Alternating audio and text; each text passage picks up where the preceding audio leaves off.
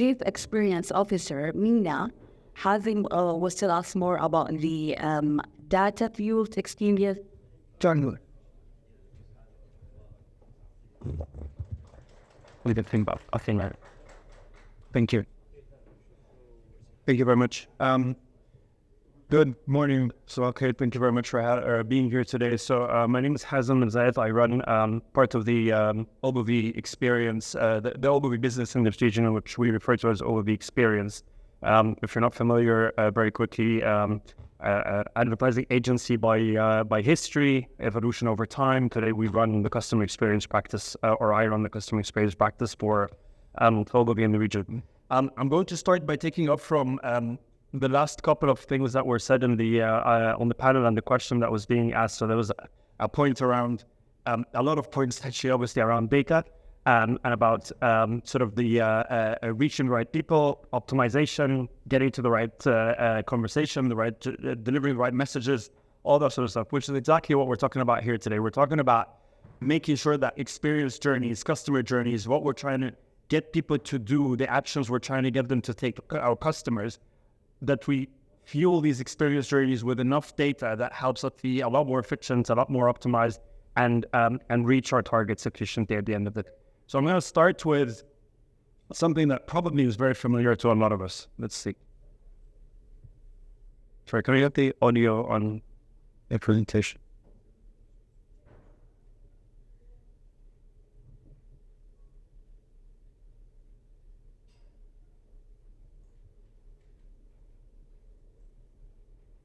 True.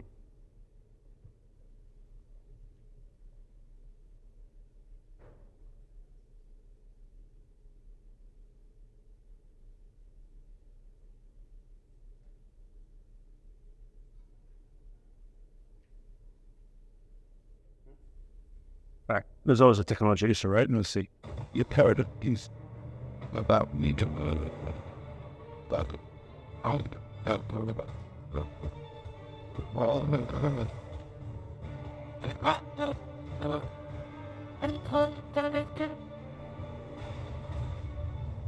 Target's been realized. I'm heading to the hotel.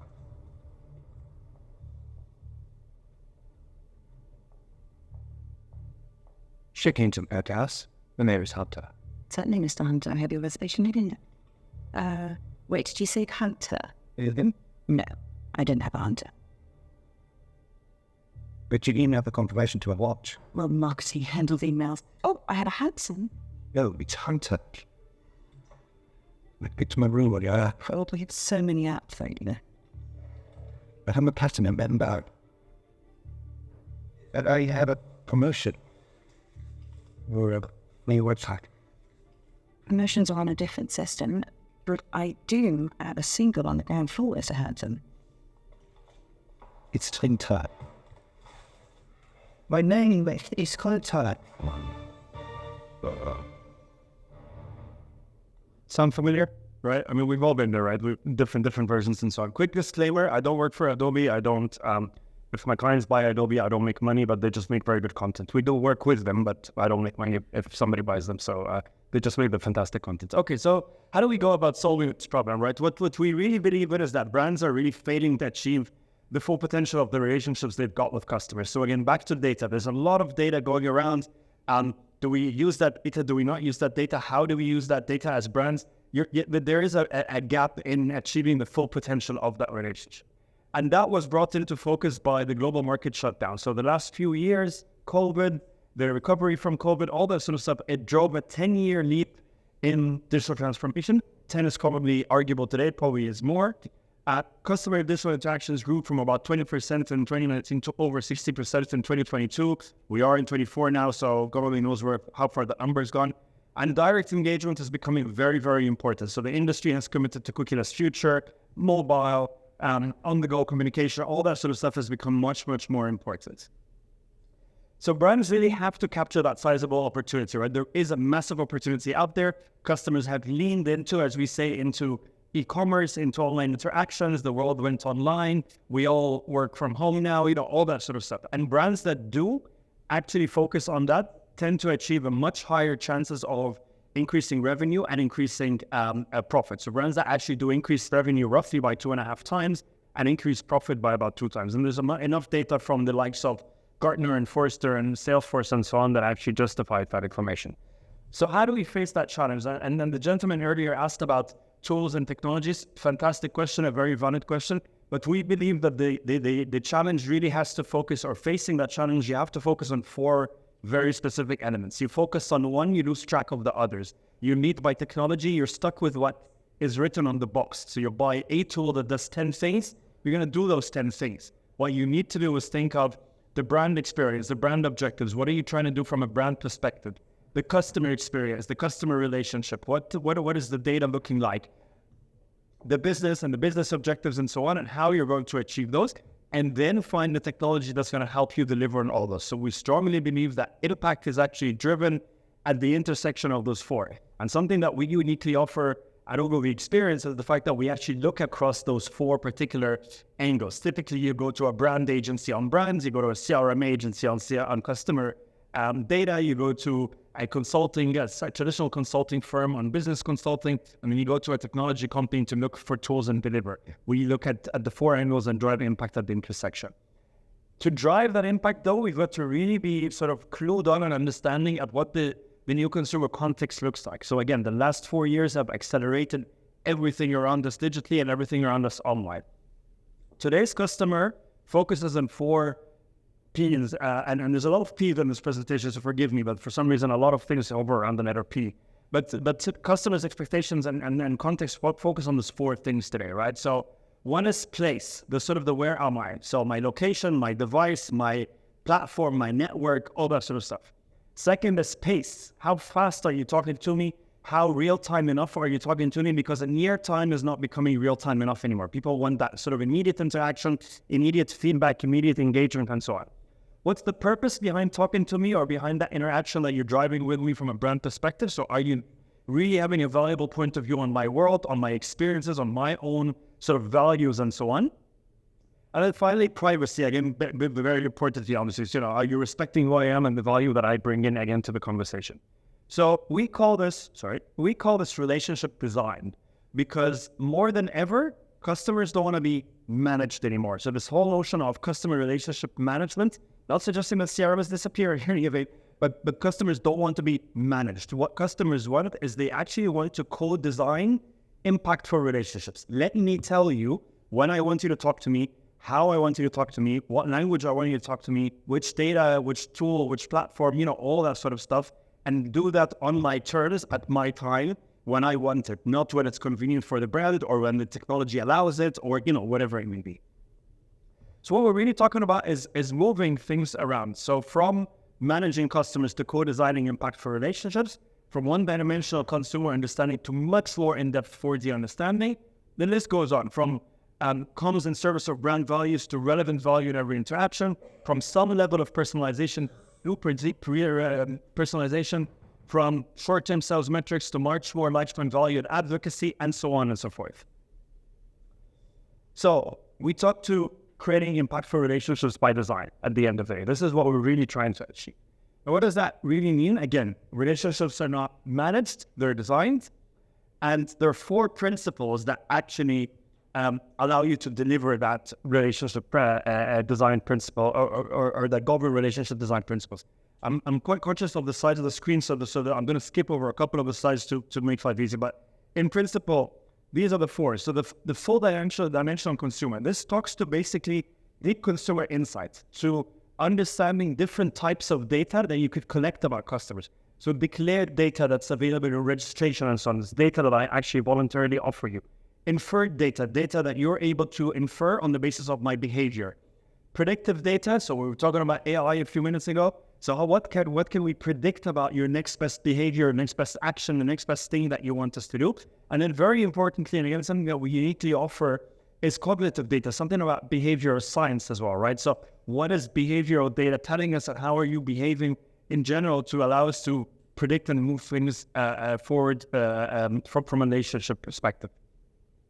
The next thing we talk about is this enduring value exchange, right? So the value of the communications that we're delivering to our customers. What is actually in it for me that you're giving me that piece of information, or you're sending me that email, or you're that WhatsApp message or push notification, whatever it may be.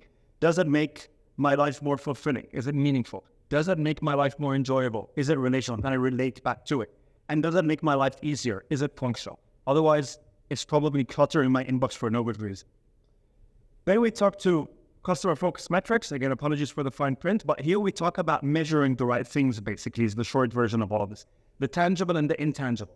Again, not suggesting that in metrics like, that measure things like brand awareness and visibility and traffic and all that sort of stuff. I'm not suggesting these are going away, but what are the real metrics that matter also as well? So conversions and sales and customer lifetime value and customer satisfaction scores and NPS and all that sort of stuff.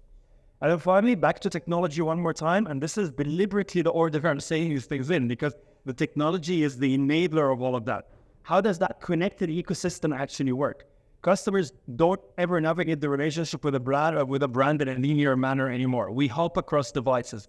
We hop across channels. We hop across networks, from a mobile phone to a watch to an iPad to a laptop to an in-person interaction in a store to a phone call, all that sort of stuff. How does that connected ecosystem connect together? And how are you able to follow me through that conversation and deliver something of value to me? So the four of them together deliver what we call relationship design. And the idea here is that we're really trying to deliver these unique brand experiences at the end of the day. No two brand experiences are likely or possible that they are the same or they are separate. So this gentleman here talks to this idea, and I'm going to explain what Mark Schneider, that Mark is the CEO of Nestle. I'm going to explain the context of what he was saying a few minutes ago, and I'll explain why I talked to spraying and praying in a second. But let's hear him out first. So when it comes to communication, this is the first time in history where at scale, you could really have a one-to-one communication, two-way street with a consumer. The old model of what I call push advertising, where you develop a product and content, you then try to select media that roughly hits that consumer, and then you hope the message arrives and that consumer will act in a certain way. That model is failing fast. And what you can do these days, once you have a consumer's phone number or email address, you can really target specifically to the needs of that person. You can have at scale in an automated yet personal way a conversation, and you have a much, much better hit rate than any time before. And so this is a huge opportunity. We're deeply committed to making the most of this. So hopefully this explains why I said you spray and pray, because the whole notion of spraying and praying is exactly what he just said he doesn't want to do, or what Nestle is not doing anymore. So we don't want to just put roughly, some media or some messaging out there on some media channels that potentially reaches people, cross our fingers and hope people buy from us. No, we want to have that, again, one-to-one personalized communication. I'm going to deliver a specific message to a specific person on a specific device and a specific format at the right time to get them to do a specific action. This gentleman is actually talking, so again, he's the CEO of Nestle. He's talking at an investor relations event in this conversation. I mean, this is about 6 years ago, so this is quite dated actually today, but they started this journey a long time ago.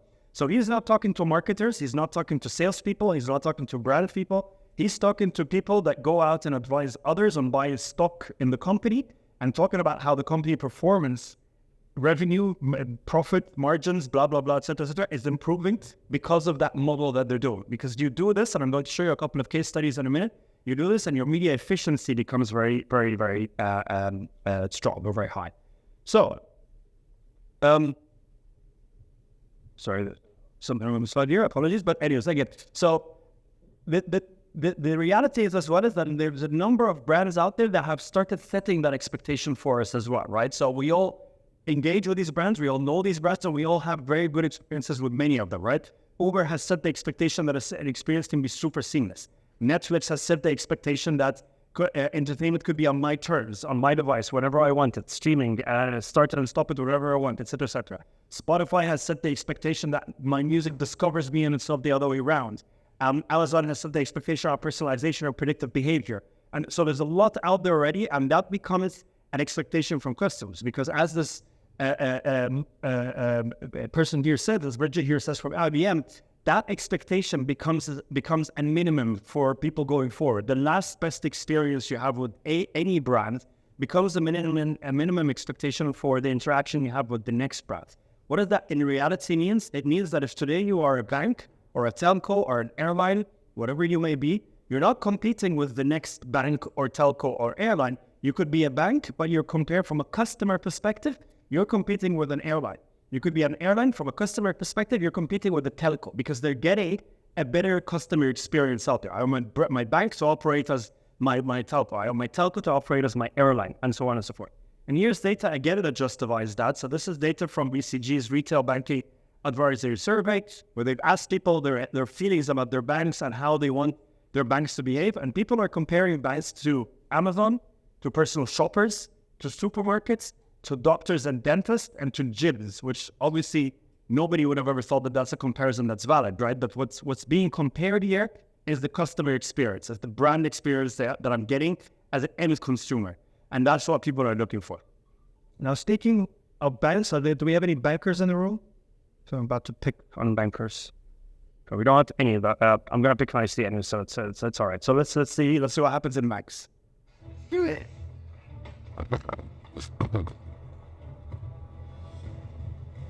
How can one on the ground that's all operating without the tree up his cut? That melon, it's sniffing it off. Don't let it come on. Hang with Bob. To Jonathan? Eric? Jonathan? Oh, I should know you're married. I don't know.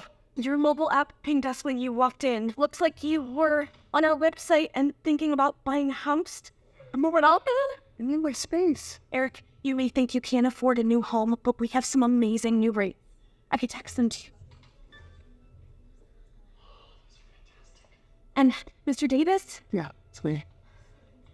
Did you click on one of our emails about consolidating your student loans? Maybe. Yeah. Let's do that with you. Oh, we can help you with that too.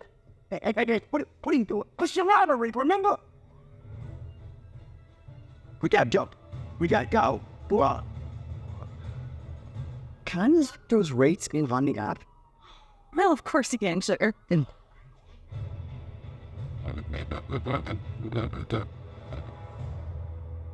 So again, the disclaimer holds. I genuinely don't work for it, but we kind of they just make very good content. So the point is made, right? So if the data has identified the person when they walked in, what they did, and then if they were an actual customer going to the customer service desk or what have you, that person at the customer service desk already knows what you're in for, and that's a better experience overall. And that's all driven by the data, the interactions, and so on, because they've looked at these four angles combined. Again, they haven't treated one in isolation of the other.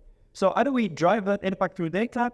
Quick, a couple of case studies to wrap this up and a couple of examples. So we work at Overview, we work to a model that we call the 3P model. I promised you a few P's in this presentation. So we talk to what we call the 3P model that operationalizes data. So we split our data into what we call prioritization data. This is basically about the who. So who's the customer? What's their current or potential value? What is their future value? Are they at risk of churning? Et cetera, et cetera. Personalization, the how and the what. What's the message? What's the offer? What's the product? What's the tonality? And so on. And precision is all about the when and the where, the timing, the geographical location, the device, the platform, all that sort of stuff. So how we did this, or what did we do for a core with that sort of model? Anybody in the hospitality industry? Nobody. Where do people work? Okay, so what we did for a core.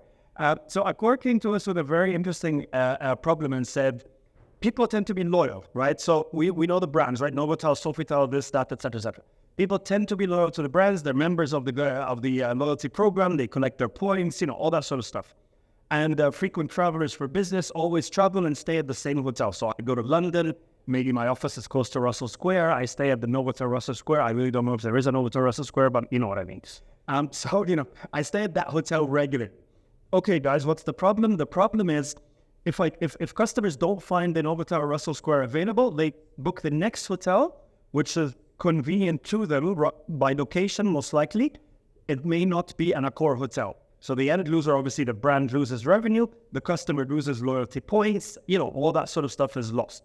So they said, we understand the solution, but we don't know how to go about it. The solution is we need to raise awareness within our customer groups of all our hotel options. So if you're used to the Novotel, you need to know that there's also a Sofitel and so on, so that we can diversify your choice of options when you travel. And they said, in order to do that, we also understand that we need to have a bit more of a personalized communication, because You travel at a different time when you travel to different locations. You're at the high tier end, you're at the middle tier end, et cetera, et cetera. So we can't do just a campaign. We've got to do a lot more sort of personalized communication. We said, great, fantastic brief. The briefs are not always that good. So, great brief. And then they said, oh, we don't have the data. And we said, no, that can't be true because you know everything, right? You know where I travel, how often I travel, which cities I travel to, what type of hotels I stay at, top tier, middle tier, low tier. Am I a member of the loyalty program or not? If I am I a gold, silver, or bronze member? How many points? When do they expire? Do I burn them on small little conversions like a drink from the minibar, or do I burn them on a big holiday? There's a lot of data there that, it can't be that the data doesn't exist. And that's exactly what we started to do. So we started splitting the data into that 3P framework, and we started establishing groups of data, and we started to be able to create that communication, that piece of communication that talks to you as a traveler who's just potentially been to a particular destination. And what we did is exactly that. So we said, your recent experience, you stayed at a hotel 2 days ago, depending on your member status and the city and the type of hotel of activity that you've done, we're going to send you a message that tells you, welcome back from London. The next time you're in London, if you need a different hotel, here's 3 options, and here's a drink at the bar to discover that hotel, and so on. And just by varying the data points, so by changing the customer persona, let's call it that, from me who went to London to somebody else who went to Rome to somebody else who went to France, we were able to generate, if you look at how sort of the moving parts come together, we're able to generate thousands of variations of those communications on the basis of the personalized experience that you've had. London, Paris, New York, whatever it is, different tiers, etc., etc. These can be automatically generated. So back to the conversation around tools and data and technology, marketing automation tools, you put the workflow in place, and bang, you've got your messages going out. We did something similar for Starbucks. So Starbucks is, again, one of those brands where, people tend to be loyal. You're driving on the way to the office every morning. You stop by the same Starbucks. You pick up the same coffee, maybe drop by during lunch for a salad, et cetera, et cetera, et cetera. People earn points again one more time. But Starbucks had a problem is that people were not seeing the value of those points that they're earning. So yeah, I've got 70 stars. What can I do with them? What does it mean? And we did just that again. So we started working with email. And this could be email, it could be social, it could be a page on your website, it could be a push notification in a mobile app, it could be an SMS message, a WhatsApp message, whatever it may be. But all you need is the content basically, and the personalization engine and the rules engine that tells you what message should go to which person on the basis of what data. So certain points, you qualify to redeem this.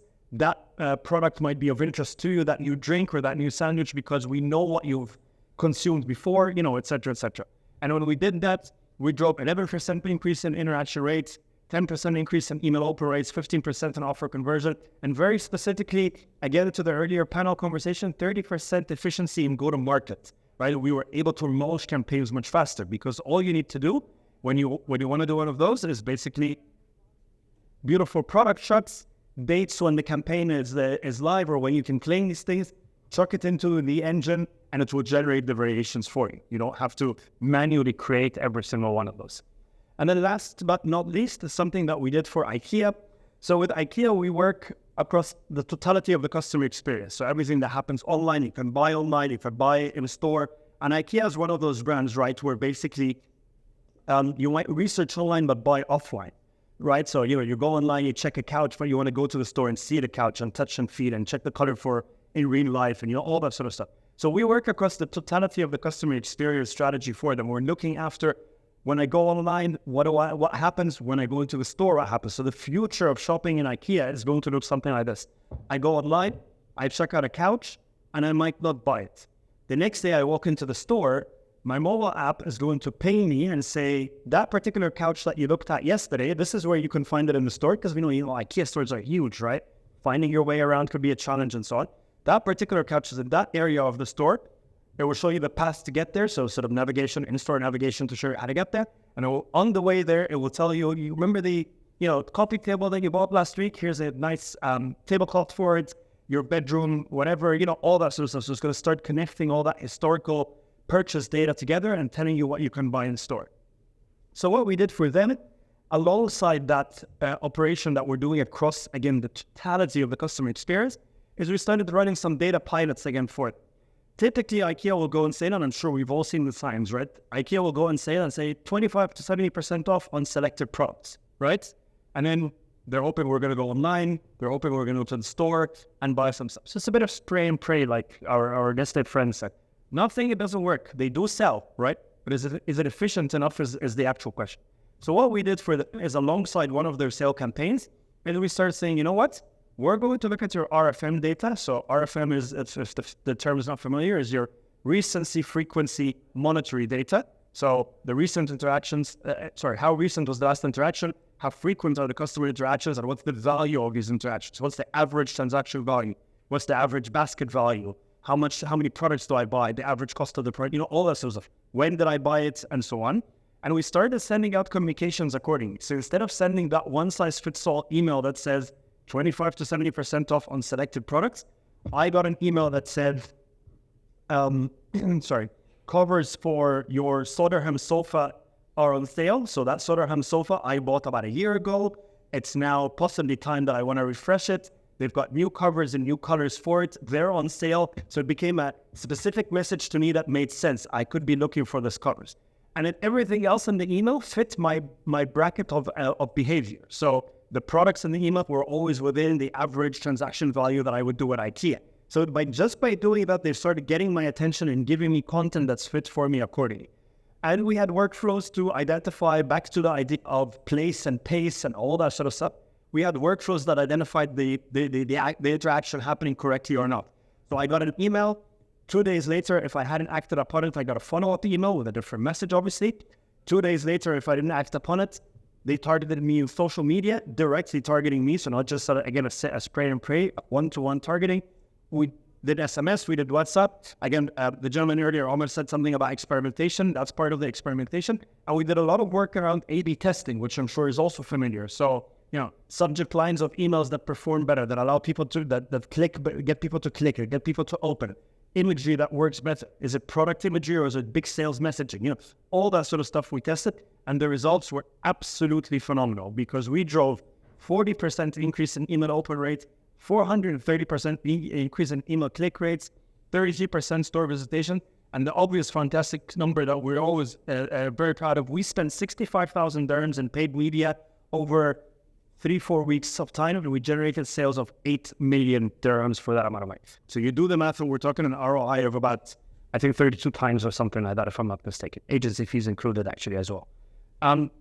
So there's so much to win and absolutely nothing to lose. There's so much data out there other than the specific examples that I just mentioned that talk to the success of one-to-one communication, that talk to the success of data-fueled journeys, that talk to the success of marketing automation and using technology to deliver better messaging and so on. Couple of final thoughts to bring this to an end. This gentleman who used to run Accenture, who may or may not be familiar, he talks about how digital is the main reason why half of the companies of the Fortune 500 have disappeared since the year 2000. When he says digital a year, he's referring to failure to adopt, failure to lean into this transformation, failure to lean into technology. And one of the commonest examples that anybody will stand on the stage and talk to is a company like Kodak, right? We all know Kodak. Kodak has pretty much disappeared when they failed to really look into, how do I move from printing film and cameras, get pictures or what have you, into digital photography, digital imagery, and so on and so forth. Couple of messages as well. So today, 89% of customers primarily compete on the basis of customer experience. This is up from 36% in 2010. 80% of companies think that they deliver fantastic experiences. Unfortunately, only 8% of customers agree. And I think we'd all agree that as, brand leaders, brand owners, whatever our jobs exactly are, that's something that we need to change or we need to do something about. Thank you very, very much. Thank you so much, Hazem. Any question, guys? Nope. Okay. We'll take a quick break, 10 minutes, and then we'll come to our speakers again.